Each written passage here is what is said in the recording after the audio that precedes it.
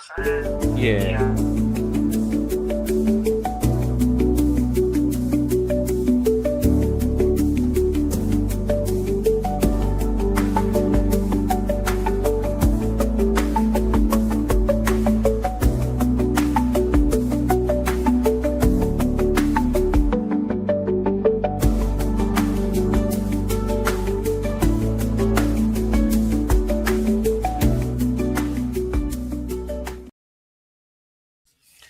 And we're here. We're live, waiting on the guest. But here, let me start off by reading this and taking from Nate. Today's conversation begins with a simple question, but simple questions are the ones that shake foundations. For generations, the American dream was a promise: work hard, stay the course, buy the house, build the life, plant your flag, and prosperity would grow around it. But what happens when the ground shifts? What happens when the cost of standing still becomes greater than the courage it takes to move? Today, hopefully, if our guest can make it, we were going to have Stephen Bardo, who, not just in basketball, but in life, he has played on many different courts, from elite competition in America to living and working across the globe. Stephen has experienced opportunity without borders, success without geography, and freedom without a zip code. And his journey forces us to confront something many people are quietly wondering: is the American dream fading, or is it simply no longer American? Because in a world where income can be earned anywhere, where real estate markets stretch across continents, where lifestyle is a strategic decision, not an accident or of birthplace, maybe the rules of the game didn't disappear. Maybe they just changed and relocated. Today, we explore mobility, money, identity, and the rise of global living. We talk about real estate arbitrage, economic freedom, and the psychology of leaving what's familiar to pursue what's possible. This isn't just about moving abroad. This is about redefining success in a world where opportunity no longer lives in one country. So the real question is not whether the dream is alive or dead. The real question is, where in the world is the dream living now? All right. So that is the conversation for today. And I wanted to talk about it. I've been interested in this concept, probably at least the last year to 2 years. And it's about the American dream, right? The white picket fence, the family, the dog. It's about having this, this luxurious life. But what if it's not attainable anymore? What if it's cost too much money? And what if you don't have to work as hard, and get and still have the same opportunity just somewhere else? We've been sold a dream, we've been sold an opportunity, and so we have a lot of people trying to obtain it, but the reality is that I don't know if it's obtainable for most anymore.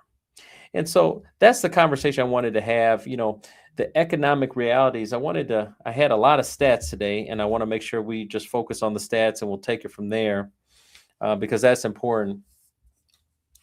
One of the things, that we talk about in America is, what is it to be rich? What does rich actually mean? And so I kind of had to look that up. It's more philosophical, but, in economic terms, rich means high discretionary income, time freedom, security buffer, lifestyle access.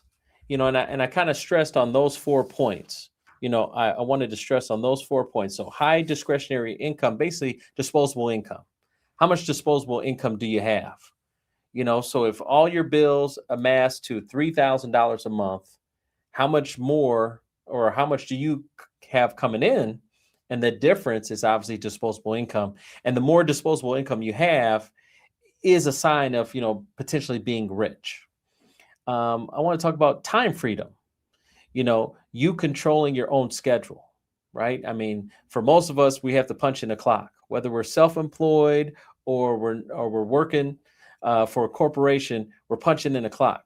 I'm working, right? That's my job. My job is to educate and entertain you right now for the next hour, and that's what I'm looking to do. But this is work. Could I do something else, or would I rather be doing something else? Possibly. I like to be in the gym, like to be getting a massage, like to be shooting some hoops, swimming, but I can't do that. I have to put the time in now, and I got to go to work. And so, having control of your own schedule could be a form of being rich. The next one is security buffer. Emergencies don't threaten your lifestyle. Another way of defining rich is like that you have the ability to take care of things. We just found out, it was kind of an interesting story. I got a minivan, right? And so the minivan is a 6-cylinder minivan, and the cylinders are they're old, right? I've had a 2013 Honda. And so now they're starting to pop off and explode. And it's a situation where it's like, oh man, 3 out of the 6 have exploded. Maybe I need a new car. And so we go out on the weekend looking for new cars. And I haven't been in the car scene in a while, obviously 2013, right? So I'm kind of novice to this. I'm a little bit of a virgin all over again. I don't even know how this really works. And it's fascinating that it's such a competitive market because there's a lack of inventory on, particular cars. So I was looking for a specific car, and it was just amazing where we went to, one place, they didn't have it, and I wanted, I had as if you have filters, right? A certain amount of miles, a certain type of car, a certain year it was built. And I just assume I would have, oh well, you can have it in this color, that color, this color. They didn't have anything that fit exactly what I looked for. And I just kind of remember when I was a kid, it just felt like you went to the car place and you could find a car. But now it's different. It's different. And so what was interesting is we went to another lot, didn't find it, and actually went to another lot, and actually they had the car I wanted, and I was 45 minutes too late. It was just sold. They had one available. And so it seems like for the particular thing I'm looking for, everyone just has one car. And so that's kind of crazy in that regard. So with that being said, my wife has an issue with her car, and then all of a sudden we find out there's a part a part is broken on her car, and she needs to get a new car. So life happens for many things, but you have to have the flexibility. And can you handle when emergencies come up? Can you afford them? So now we have to get a car. She's going to be getting a car, hopefully today, and being done. And then, lifestyle access, travel, dining, healthcare, comfort, easily available to you. That's another definition of being rich. And so when you look at those four, kind of things, you might have one or two of those. You may not have all four, but you might be defined as being rich. I know I used to be a property manager, and the tenants, I would talk to them and befriend them. And it was fascinating. Their mindset was that people that own properties that didn't live there, they're rich. They must be rich. And so that's the situation that can occur at times where, just the mindset of like, no, just because I have an investment property doesn't make me rich.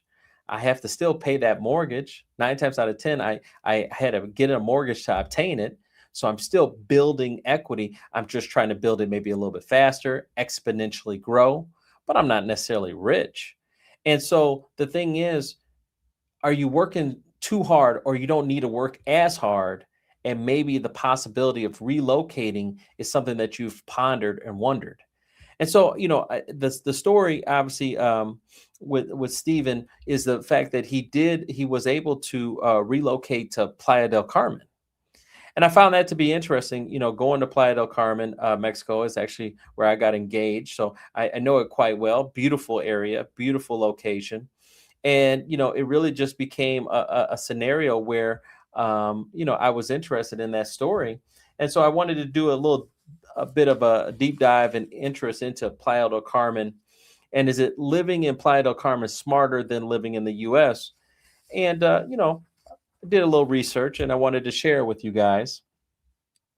One of the things that I recognized was that, the first thing that kind of goes into my mind when I'm thinking about Playa del Carmen, I think about beaches, I think about the weather, right? So that lifestyle change is a benefit. It is something that people really do find fascinating.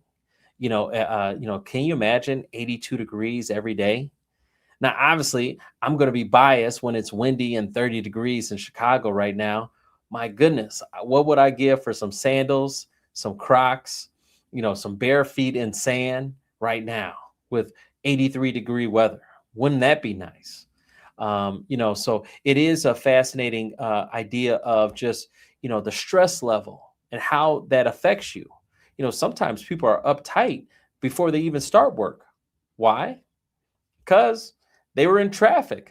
They were driving in traffic. They had a lot of stress, road rage. That's a real thing. Whether you're coming or going from work, people are running late, driving crazy. They cut you off. Then you got the kids, right?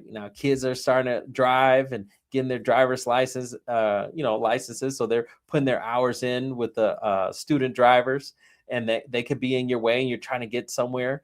So there's a lot of stress that goes on to working. So, having the beach life, the walkability, the access, to be able to walk places and not have to use cars, how refreshing would that be? And so that is something to consider. Lifestyle change can affect you and can prolong your life potentially. Having that stress level just come down. So that might be an opportunity that you want to consider. I'm going to definitely, any comments, questions, we can have this conversation together and talk about it. I did some deep diving, so I'm going to give you some stats, but that is something that you want to consider, the lifestyle. Dirk writes, are Americans actually finding more opportunity abroad than home? And that's a great question. That's a great question. I think the answer is yes. I mean, I'm hearing a lot more conversations than I ever had about people living in different locations. And that was surprising to me. It really was, because, we've been told, or at least I've heard all this time, what the American dream, right? I mean, we're fortunate enough to be born in America. America's the best place. And I kind of just took it for what it was worth and said, yeah, it is the best place. But now I'm like, is it? Is it really? So I did, I asked where most Americans are moving abroad. Where are they moving? I was curious to note. And here's the top 10 places people are moving.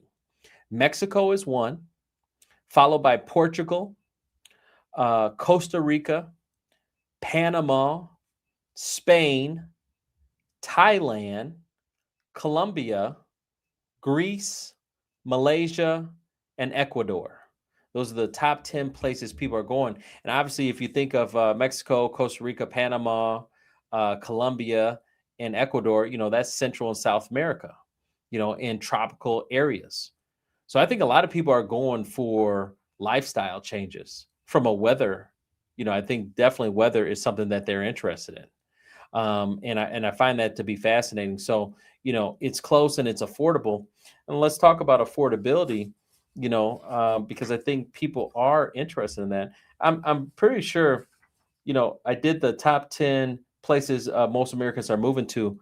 I'm surprised Japan wasn't there. I'm surprised Dubai wasn't there. But I wouldn't be surprised if we wait 5 years later, where would that be? And that'll be an interesting thing. They said that as far as, when I talked about rich and what does rich actually mean, I reference that because, I think it's important, that kind of decides where you want to live. Are you just struggling right now in America? If you are, you might be looking for other opportunities. And I think that's the conversation that I'm interested in and having is, is America still that American dream? Is that, just the freedoms that we have here versus maybe going to a place that we're unfamiliar with, but does it bring less anxiety? Less traveling, less stress, more walking. Is that a healthy choice? Health, is health is wealth, right? We all know that. I mean, it doesn't matter how much money you have if you're not healthy. but having water, salt water and pools to be around, and just having just the ability of nature. But what does that do? You have to have finances to have to be enough to be able to afford some of those things. So when we talk about rich, it was interesting. It says, what is the income needed to be rich in certain countries? And I found this to be fascinating. It talked about, in Mexico, monthly income to feel rich is about $6,000. In Portugal, it's about 8,000. And so you're somewhere in the vicinity of $5,000 to $8,000, and these locations will make you feel rich. Mexico, Portugal, Thailand, Malaysia, Ecuador, Colombia, Greece, Vietnam, and Bulgaria. And then obviously when you compare that to the United States, you got to be making close to $20,000, they say, on average, to feel like you're rich, depending on your location. Man, isn't that a big difference? So for most people that are saying, okay, I feel tight, and you're like, how do you feel tight? If you're not making at least 20,000, that's $240,000 a year. Most people aren't making 240, even husband and wife. So your husband's making 95, you're making 80, that's 170, and you still feel tight, right? Especially if you got kids. They're involved in, instruments and music, sports. My son's feet keep growing, crazy. He went from a 6 to a 7.5. I mean, he's just sprouting right now. It's insane. So I'm just like, I'm watching this guy grow. He's got the knee pains in the joints because he's just continuing to stretch and stretch and stretch. So these are situations that we're dealing with where it's like, man. So I mean, just how much money you have to make, and then obviously with inflation, they're trying to battle it. But that's not really the Fed's job per se to make sure that you have enough money in your bank account. And so there is a high level of concern that we do have, that we have to take account for on, hey, what are we doing to put ourselves in a better situation? Let's take another question here. How do taxes compare between U.S. and other countries? I didn't do any research on that, Clive. Thanks for asking. I don't know. I do not know about taxes per se, but I was trying to get into the real reasons why people are moving. And maybe it's a level of doubt that people are having currently on just overall. Is the American dream still here? Is it still obtainable? And so I asked, why are people moving? Why people are going? And, it's close to the US, right? So proximity matters to some degree. When you looked at the list that I gave, why are people going? But notice how they were going to Central and South America. So still close enough to go home, to see family, but far enough away where they say, okay, affordability matters. Culture, safety. It was interesting about Costa Rica. I have a friend of a friend. A friend told me that a couple, husband and wife, retiring, decided they're going to leave United States. It costs too much here, and they're retired. They're on a fixed income. They were going to sell their items and move to Costa Rica. And so, I think they've been there once or twice. They love it there, feel comfortable there. It's been a beautiful place. So they buy a house in Costa Rica, and they move their stuff. Within the first let's just say 6 months. Within the first 6 months, their house got robbed. You think about that. Obviously, you're going to stick out as a sore thumb, right? From, potentially how you look, to what you wear, to your mannerisms. You're not from here, and there's that staple of not being here. They may view you as rich. Oh, you're from America, you're rich. You have to be rich if you live in America. And you go into some of these countries where are they third world countries? I don't even know what that means really. Are they poverty stricken? But in certain areas. And so they ended up having to, obviously, they had to move and buy a new place in an area with private security. So they had to, basically pay more money to be safe. Where to some degree, do you pay for safety in America? So safety is something that you have to consider. Making that leap is it's a big leap. There's a big leap to it, and I was curious on that. So you have to be careful because you say, hey, what are you trading for? Hey, I get the beautiful weather every day. I get less stress, but do I? Not if someone's going to be robbing my house. How much stress? My stress level is not going to be safe if people are robbing my house. That's not safe. That's scary. I've never had a home invasion, but now people are going to construe me to have money because now I'm from America and I don't look like them. And now I got to worry about safety. So, there's a big difference for going to a place for a week and being there for 3 months, 6 months, a year. Big difference.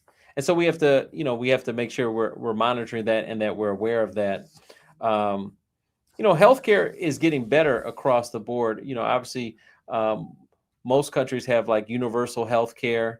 So healthcare from I would say a moderate level is pretty much the same, if not better, and probably inexpensive. So that's where people get a little bit more comfort level of saying, here, I'll take this leap, I'll take this plunge, because you can get, modern medicine taken care of. Obviously the dollar is still very strong in some of the South and Central America. So, Mexico in particular, our dollar is strong compared to the pesos.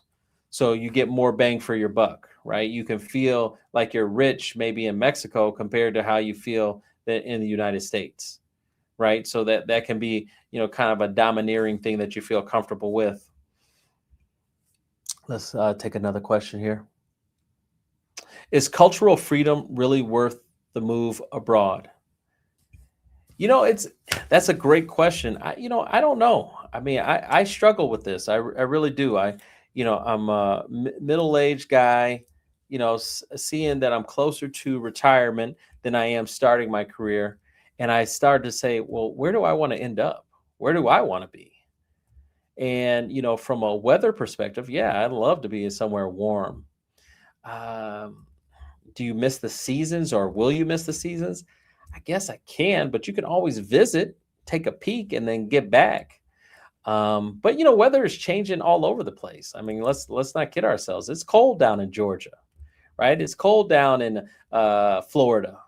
I went down to Florida and I was like, my gosh, good thing I brought my coat. It was, low 50s. It got low 30s and closer to midnight. So, weather changes. It seems like it's changing. I mean, Texas just this winter had some severe ice and severe storms. I had to shut down school because they didn't know how to deal with it. They don't carry salt, right? Up in the Midwest, we have salt. So, the cultural freedom, I mean, is anything ever really free? I mean, to some degree, if you don't, what if you're not well versed in the culture? What if you're not well versed in the language? Can you get by? Can you get by and get things that you need and have a better understanding? I mean, one thing about America, especially if you were born here, I mean, this is all you know. You speak the language, you hear the news, you understand. I mean, it is a cultural shock when you don't, and you have to pay attention to that stuff. I mean, how does the stuff work? I mean, think about all those, vacation people are on vacation, right, in Puerto Vallarta, and then obviously you look up and you see all this smoke up in the air. How scary was that? How scary was that? Talking about drug cartels and cutting off the snake, and now they were revolting, and they were and obviously looking out for any U.S. people. How scary is that? I mean, so to some degree, our safety in America, I mean, to some degree, if you can kind of keep to yourself and stay low key, you feel some level of comfort. But I've never encountered the drug cartel, and what creed do they live by? So there are some things that you just have to be mindful of, and sometimes these are things that will prevent people, right? I think the fear is the biggest thing that will prevent people from moving abroad, and the lack of the unknown.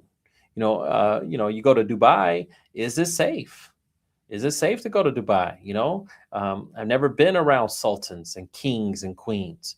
Not to say there's anything wrong with it, but I've never had that experience. I've only had presidents, right? And I've had Congress and a vote, or at least a democratic vote. The majority wins, hopefully. I mean, that's what we're gunning for here, right? Democracy. So now when one person makes the decisions, a family runs the show, are you in, you're out, and you got to be mindful of what you say. You got to be respectful at all times. Is that something that I could get used to? Oh, you can't say this, but you can say this, think about all those comedians that went to overseas to Dubai, got paid millions of dollars, and they were given, rules of what you could say and what you couldn't say. For some that, it wasn't a big ordeal because that's not really their content or what they say anyway. For some, it's like, woo, you don't. So, I mean, a lot of stuff bad happens here, so we got to not kid ourselves, right? We have, people dying on the streets, and that's an unfortunate situation. And so we have to be mindful that, it's not all glitz and glamour here, but there seems like a level of safety, or you at least know the devil that you're dealing with versus the devil that you're not dealing with. So there's, I think that kind of gives us a misnomer. It kind of gives us a safety blanket, so to speak. There is a level of like feeling like, oh, okay, we're good here. But maybe we're not, and maybe we're being foolish, but it is a time, right now where some people are trying to go abroad. I've seen YouTube videos of people going to, South Africa, to Nigeria, trying to, be a part of the trailblazers, be a part of the pioneers to build something brand new, be, one of the first investors, seeing things, scale up. Obviously in the US, everything is, still getting more and more expensive, but, there comes a point in time where just affordability, we can't afford it, and people are trying to make it happen, but they just can't. So we have to keep that in mind. Is it going to get to a point where you just can't afford it, and will things have to come down? And that's what I'm interested in. I'm interested in seeing that. I got in this business in 2002. So if you take it back to 2002, that's 24 years ago. And interest rates generally were about 9 to 10%. That's when I entered, and I didn't know anything about mortgages. I had no idea. So I was like, oh, okay. And they were telling me all the stories about, interest rates used to be 18%. Interest rates used to be 11, 12%. I had no idea. And so, literally I've watched interest rates go down all the way down to 1.75% interest rates back in, during the pandemic. I mean, all-time lows, but now I've been watching them go back up. And then now we have President Trump coming in who wants low interest rates. And we're seeing that moment right now where we're taking advantage of the opportunity where, interest rates are low right now. And this is a great opportunity to take advantage of a situation to either refinance or buy. So if you do need to get it pre-approved for a mortgage, or if you are looking to, see if we can restructure your debt, now is the time. A lot of people have been hurting as of late. They've been hurting with situations as far as just, trying to live the same life, but not, but the money has deteriorated, right? Inflation's real, and it's always been there. It's a mechanism that we've put into the system to really, create some type of economic slavery, right? I mean, there's a level of economic slavery that we've dealt with when they put inflation in, probably in the 1960s. Because, basically your dollar is not worth the same amount of money next year that it is today. So, today the dollar's worth $1, but tomorrow or next year, that dollar's worth probably 97 cents. And that's you go back to Happy Meals. I remember a Happy Meal was $2.99 as a kid. Fast forward 40 years, it's like $7.99 to get a Happy Meal. That's inflation. And obviously on the smaller items, we don't really feel it as much. We don't see it. But now we're starting to see it even on our groceries, what we buy, on a regular basis. That grocery used to be, hey, I could get everything for $80. Now you're trying to get everything for under $300. That's inflation. And the mechanism is in there to make sure that you continue to work. Got to continue to work. Got to continue to accumulate. The accumulation phase is extended. We went from a concept, basically we're in a concept of a 40-20 split. We're in this 40-20 split right now. 40 years you work for 20 years of freedom. Do you like that? Or do you understand that? That's a huge thing that we're dealing with right now, is to have that understanding of that 40-20 split. 40 years of working to get 20 years of freedom. If you're lucky. Some people still have to work. And that's horrible, right? That's the horrible realization. You're 64 years old. You're tired. I'm tired of working. And then you look up and you recognize you don't have enough. You didn't accumulate enough over the last 40 years to retire. You still have to work. Now, you can shrug it off and say, well, I like to work anyway. I don't mind working. I'm going to keep going. But wouldn't it be nice to have your choices, things that you want to do sometime in your life? And let us get it sooner than later. You don't want to be 80 years old and then finally getting the opportunity, I could get to do what I want now. Because we're deteriorating, right? Every day we're getting older, and I love to feel like I'm 25, but today I feel like I am 45. My back hurts. My sciatic nerve.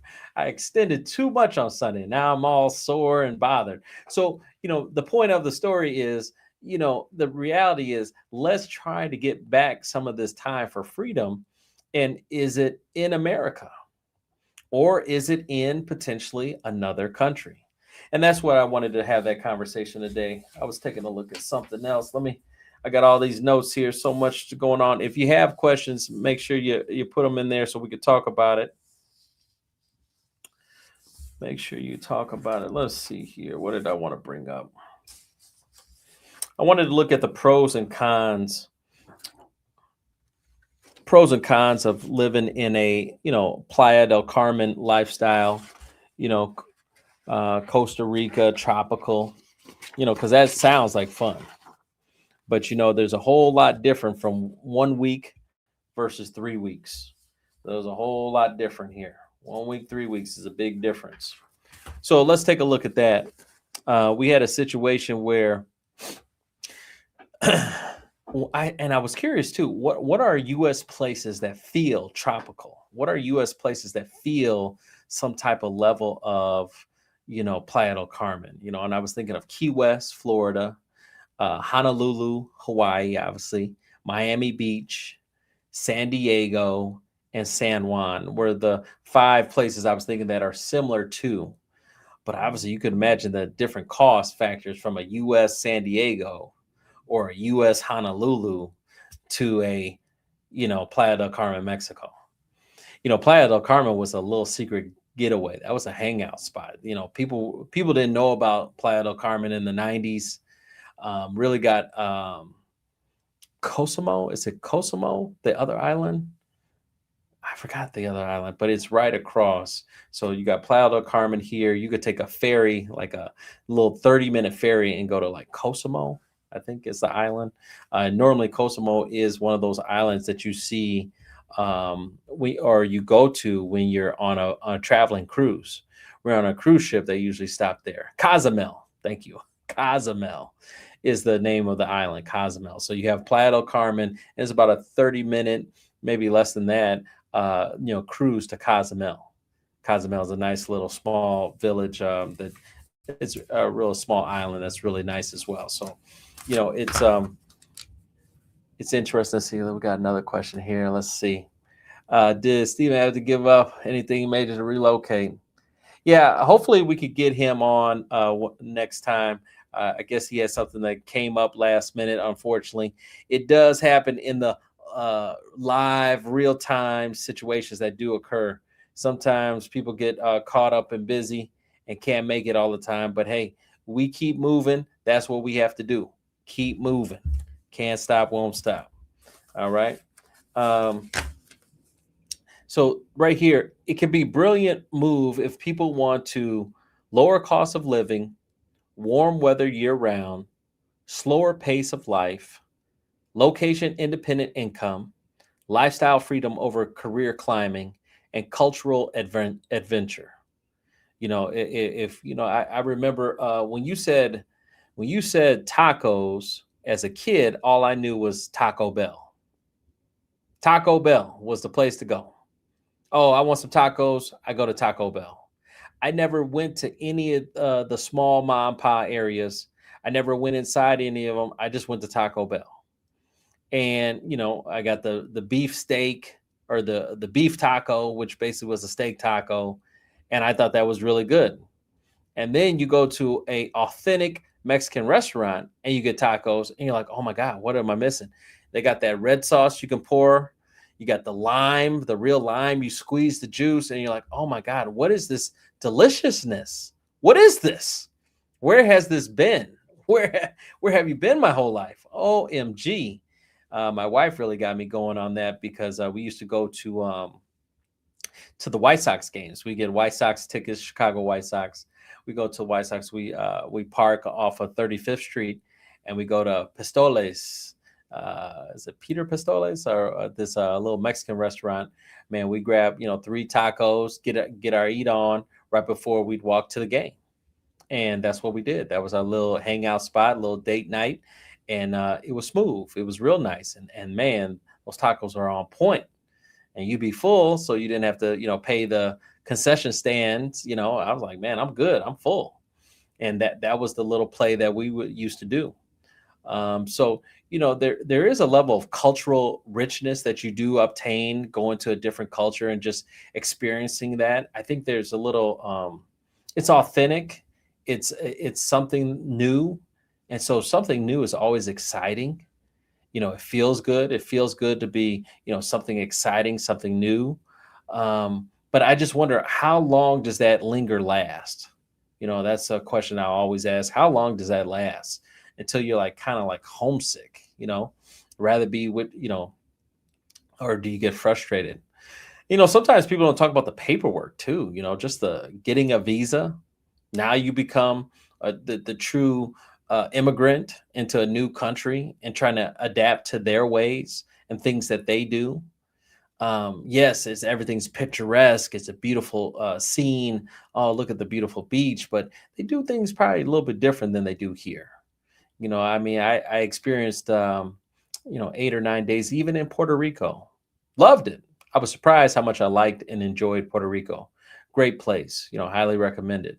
But it was different, just from the hygiene perspective, things that they do operate. Hey, you can't put toilet paper in the toilets, because their sewer systems, are really down.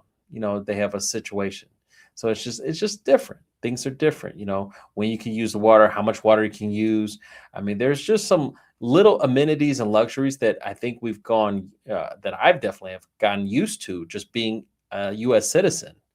And then the potential of taking that away from me is something like, oh, I don't know.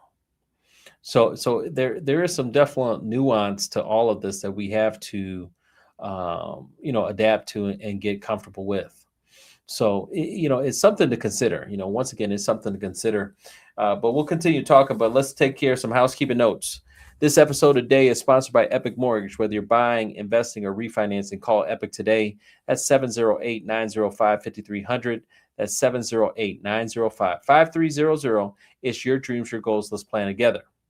Now, when you're done with this show today, if you're on Facebook, if you're on LinkedIn, make sure you check out our YouTube channel, Epic Spotlight.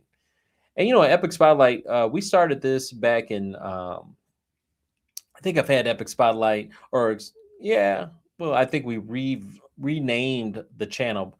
I don't know if it's a new channel or we've renamed it, but let's just say we really got going on the whole YouTube experience in January of 24. It's been an amazing ride.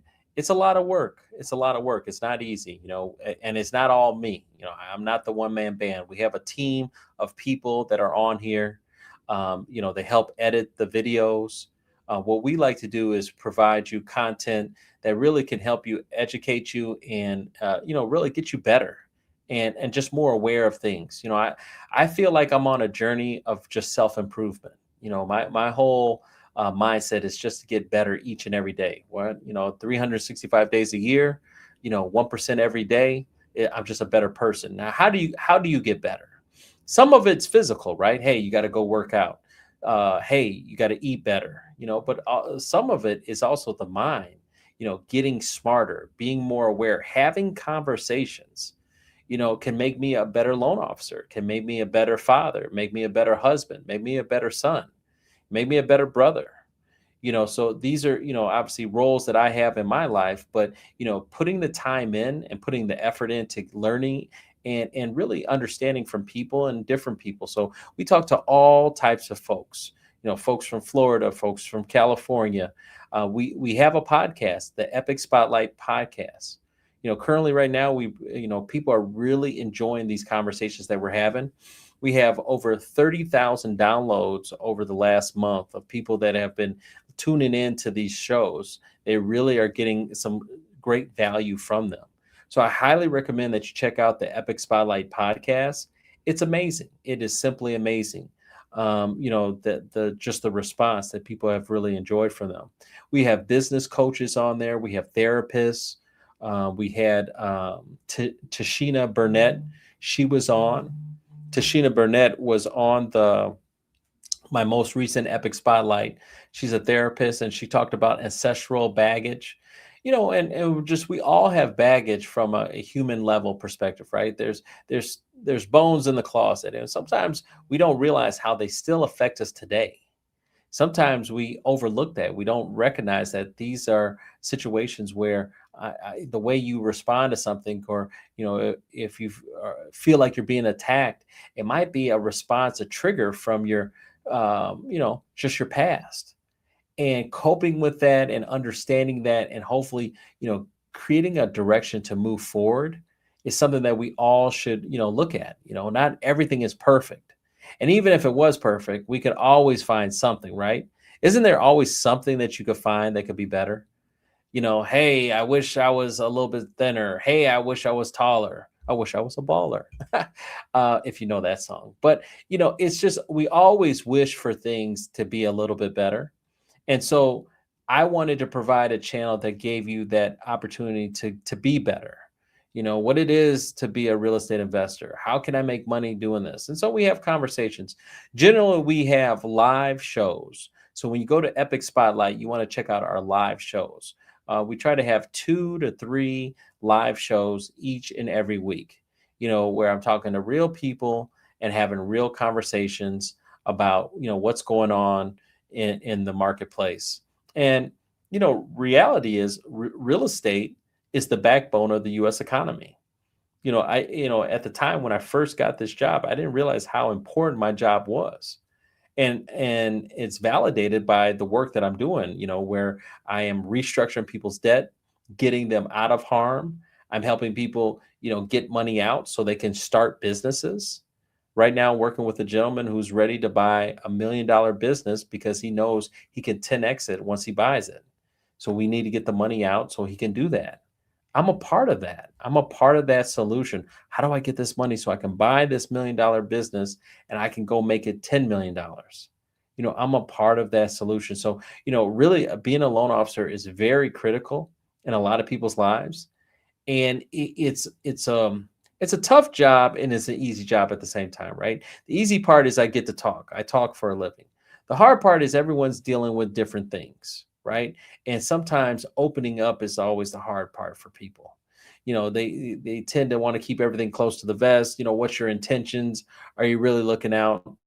Unfortunately, at the end of the day, I can't help everyone, but I work with the people that are in my sphere, in my ecosystem, and I try to give them the comfort level that they can reach out to me, and I'm trying to do what's best for them. If it makes sense, let's do it.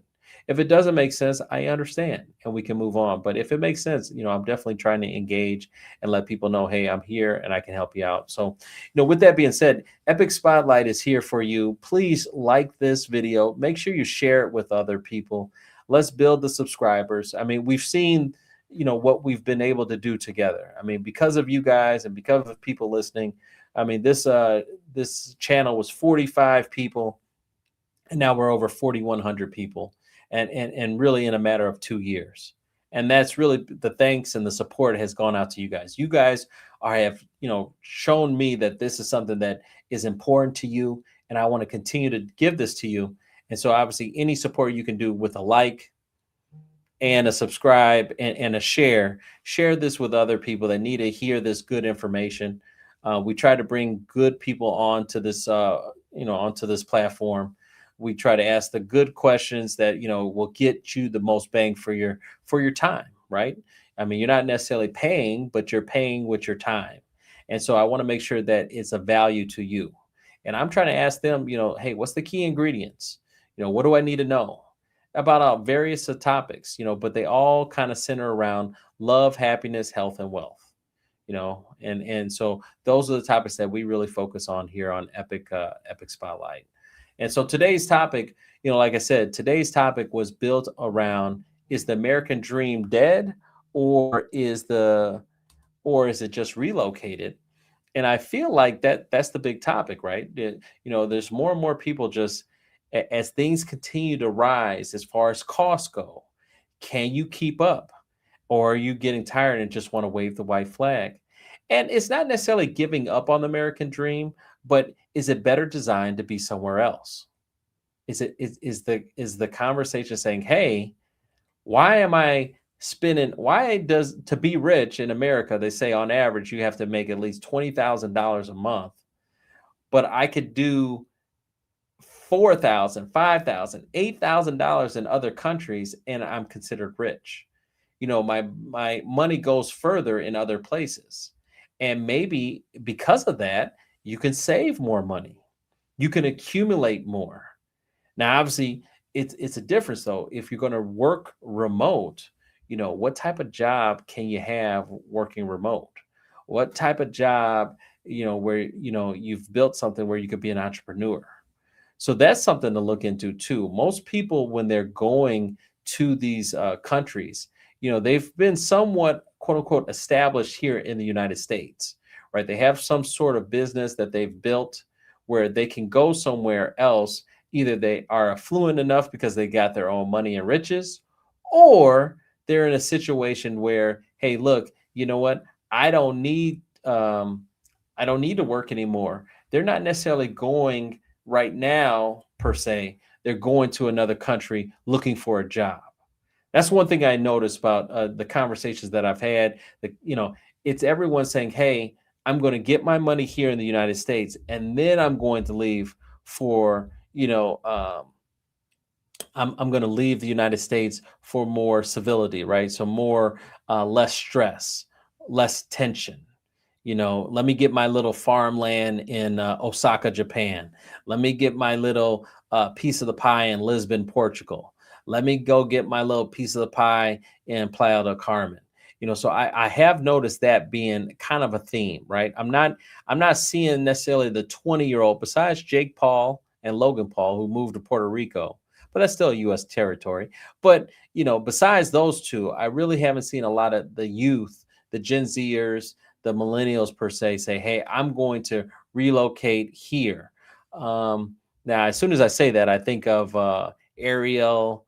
He's is he a real estate investor? And I think of another guy. I forgot his name, but he moved to like a U.S. territory, and he's a gambler. But once again, those are entrepreneurs. I think if entrepreneurs, no matter what your age is, you can go ahead and relocate, because the money's still going to flow. You're not impacted or affected.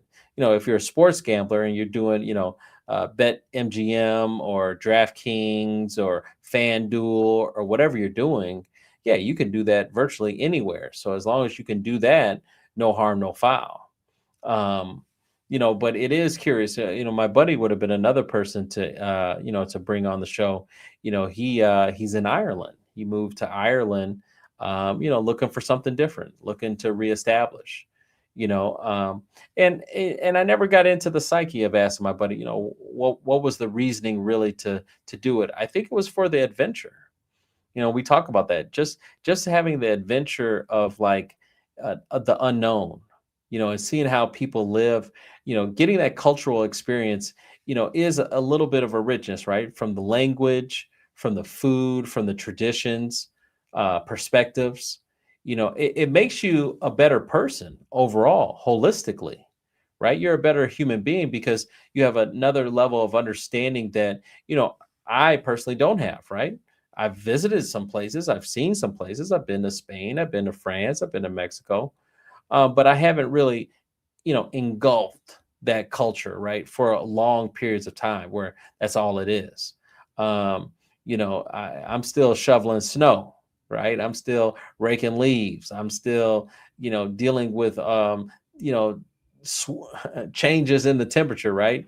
60 degrees one day, 39 the next, where, you guys are getting that tropical sun and that vitamin D and maybe less stress. But it is interesting that we're seeing at this moment in time where some people are waving the white flag.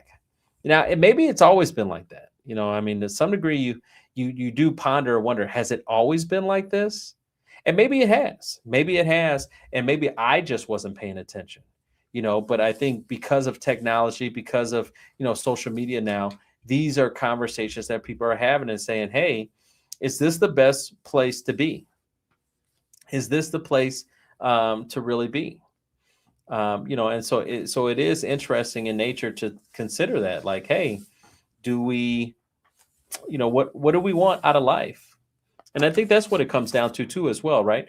What are we really looking for with life? How much does your lifestyle cost, right? And I talk about that, obviously when I'm talking to my, how much does your lifestyle cost?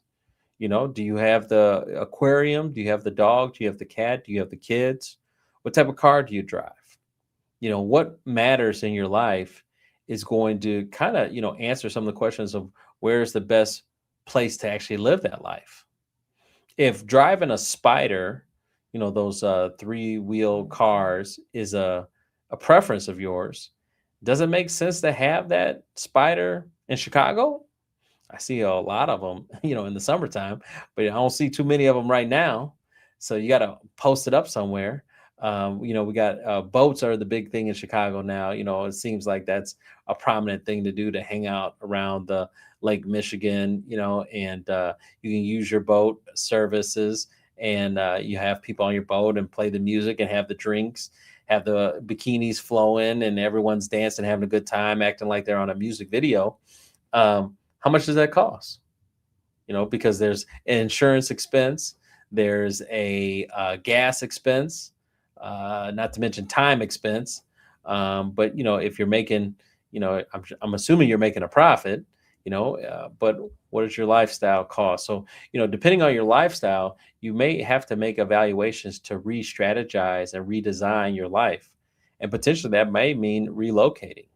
But it just has to make sense, and you do have to do your due diligence, right? You have to do your research. You can't just, willy-nilly it. You can't just chat GPT it. I mean, there is a level of, like, do you remember back in the day in Spanish class? After a certain period of time in Spanish, they were like, okay, you need to go international. You need to, you got to be what was that called? A boarding student, a border student, something. I forgot the word, the phrase of it. But you basically have to travel to another country. If you were a French exchange student, there you go. See, this brain does work every once in a while. Got to get an oil change every now and again. But exchange student. So if you're a student exchange student, foreign exchange student, you went to France because you were learning French, and you would stay with a family for an extended period of time because it forced you to speak that language. It forced you to see that culture. And obviously as an adult you can't really do that, but you're going to have to really immerse yourself and be there longer than a week, longer than 2 weeks. You're going to have to really have a chance to experience it for maybe a month. Can you do this every month? Did you like it? What didn't you like? The good times and the bad times. Not when it's not when every traveling person is down there. When it's just a normal day.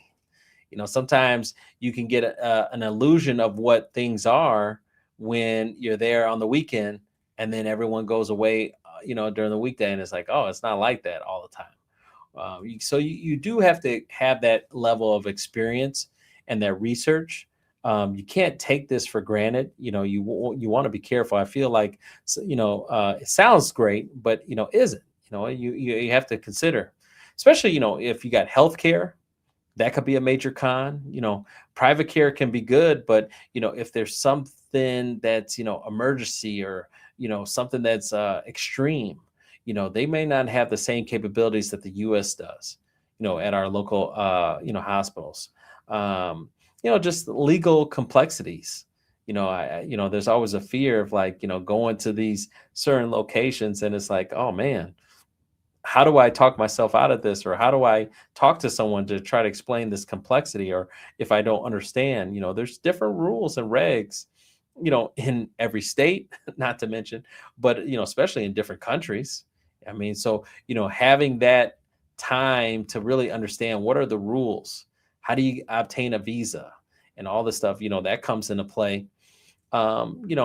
Infrastructure inconsistencies. I thought that was an interesting one. Infrastructure inconsistencies, power outages, internet issues, water pressure. We talked about that a little bit with Puerto Rico. I mean, these are things that, they're small items that you may not realize, but man, that could affect you.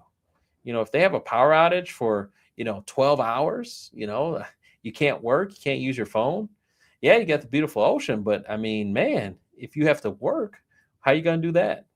So these are little small things can be a major factor of deciding where you want to live. And so you have to really look at it. I still believe the American dream is here. It's just more expensive. But I was thinking about this today, actually, in the morning. I was thinking to myself that, the American dream is still alive. You got to work hard. You have to work hard. And you probably have to work even harder if you're a Gen Z or a millennial, but you have more tools in the tool belt. We didn't have it. 24 years ago, I've told this, and 24 years ago, the way to communicate was on the phone, direct mail, and in person. That was it. 3 forms of communication. And that was 24 years ago, you know, and that was there for the test of time, you know, from the 1950s all the way. I usually kind of stop at the 1950s, but 1950s to 2005, 2008. I mean, that's all it was.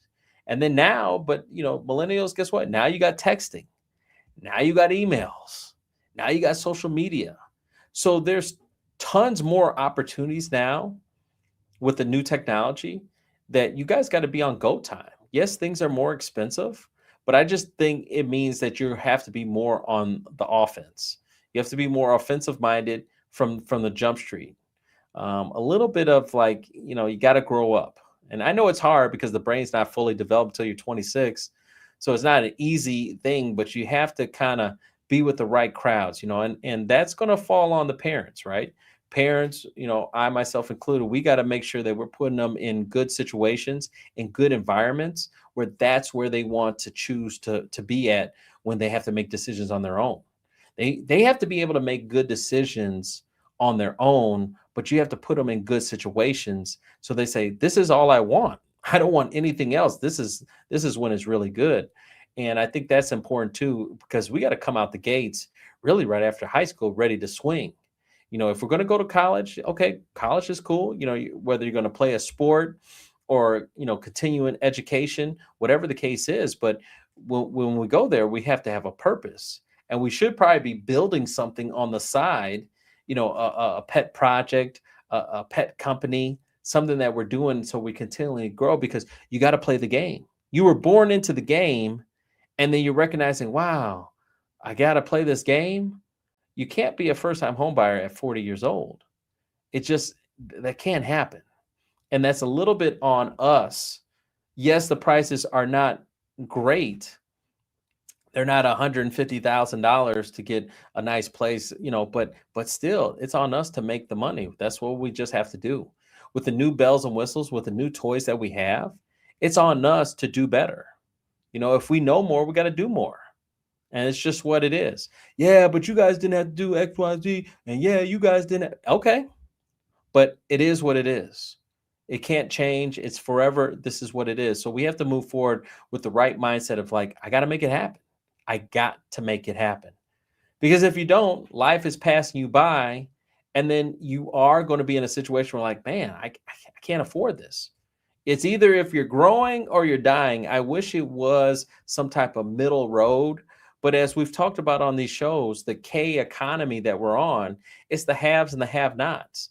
Some people are accelerating and some people are going down. And the people that have money are just going to make more money. So they're not coming back down to you. They're looking down at you. They're not coming down to you.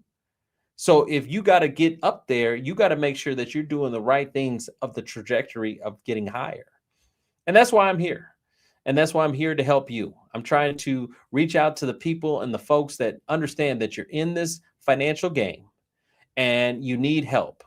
And I'm one of those guys that can help you out.